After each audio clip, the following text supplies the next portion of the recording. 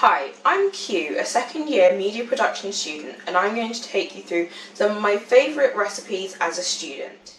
So first we have breakfast and we have these delicious buttermilk and oat pancakes. We start by blending the oats, which you can blend by hand, but I just use a blender, and then I add the ingredients. So we had buttermilk, oats, a little bit of oat flour, and I use maple syrup, and then we fry the pancakes. You want to make sure that you sort of just make sure that it's not stuck to the bottom of the pan, and then you of course flip the pancake, and these are the oat pancakes. Up next we have lunch, and we have the chicken and mushroom salad, and I start by just preparing my chicken into strips. I find that salads are just a little bit nicer when you've got chicken strips. And then I prepare the chicken. I like to use a bit of seasoning and then cream of chicken and mushroom soup.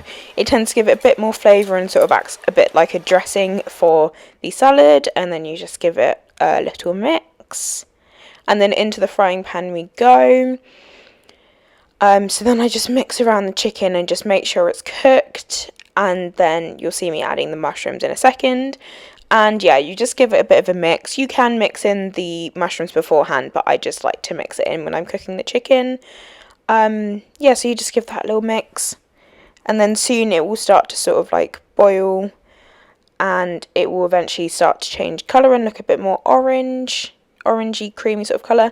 And then I just mix it with the salad. And then for dinner we have pasta pesto, and I prepared the pasta on the side, but this one you'll need a blender or a pestle or mortar, and I just use basil, spinach, a little bit of seasoning, some parmesan, and I just blend it. And then I of course add the pesto to my pasta. I'm just sort of meal prepping at this point, so that's sort of why I'm using a container, but all of these meals you can meal prep. And up next we have ice cream for dessert. And now you can blend this by hand, but I just tend to use a blender. It's a bit quicker for me, but I've always done it by hand. So the ingredients that we have is some extra thick double cream. We've got icing sugar, and just here you'll see me putting in the condensed milk as well. And yeah, so I'm just using a hand mix. You can of course mix by hand. I think this is probably the first or second time that I've used a blender. And then as well you just put it into your own little containers and you freeze it, and then you end up with this really delicious ice cream. Thanks for watching and good luck with your cooking.